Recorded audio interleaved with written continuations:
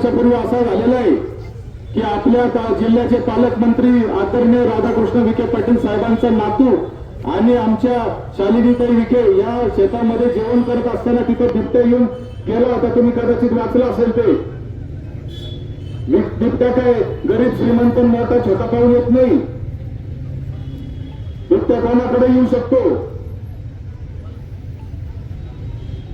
कोणाचं ज्याचं नशीब चांगलं असेल तिथून वाचतात.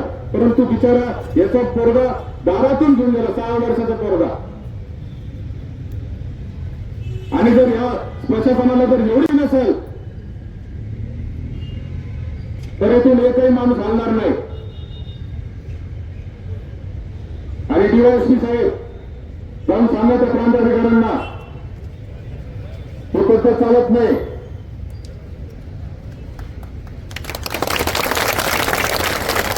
काय झालं, तुम्हाला गोड बोलणाऱ्यांची सवयच राहिली नाही.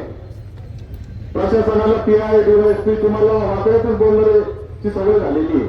त्याच्यावर तुमच्या ते सॉफ्टवेअर मध्ये ती सिस्टीमच अशी झाली की वाकडं बोललं शेतून ऐकतच नाही. आम्ही एवढं प्रेमाने बोलतोय तरी तुम्हाला कळतच नाहीये.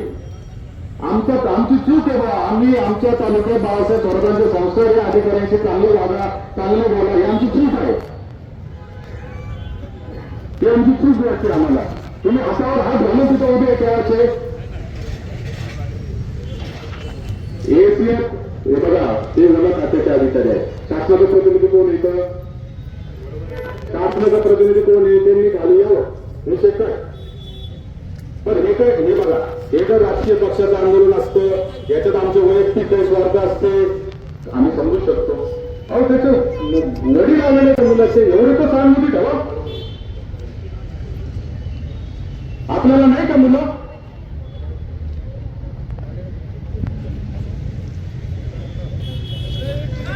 कायदा व सुव्यवस्था सांभाळणं ही पोलिसांची जबाबदारी प्रांताधिकाऱ्यांची नसेल तरी तुम्ही सांगा त्यांना. उद्या कायदा व सुव्यवस्था जर सगळे जर आज जर घुसले मग काय करणार.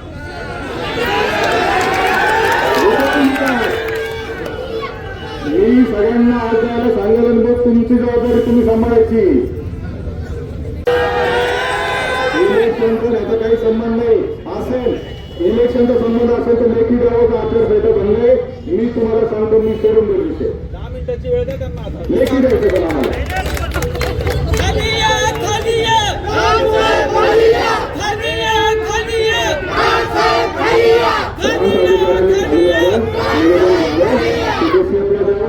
वनमंत्र्यांना द्यावं. आमचं तो कर्तव्य नाही.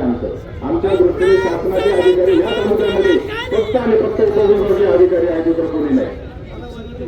आणि इथं जर उद्या कायदा व सुव्यवस्थेची परिस्थिती निर्माण झाली तर त्याची सर्वस्व जबाबदारी ही पोलिसांचे प्रमुख म्हणून तुमची राहील.